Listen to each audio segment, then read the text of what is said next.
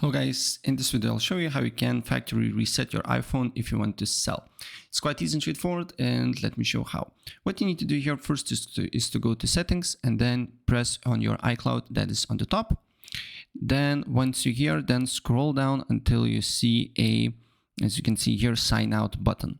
Press on a sign out button and then you just need to press erase this iPhone. So basically you will be signed out of your basic iCloud, and all your information will be deleted of this iPhone here when you press erase it and confirm it, right?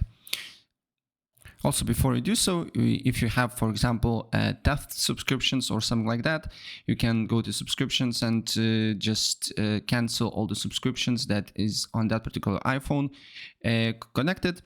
And after that, that's all you need to do here. Your iPhone will be factory reset to factory settings, and then you can trade it, sell it, whatever you want to do.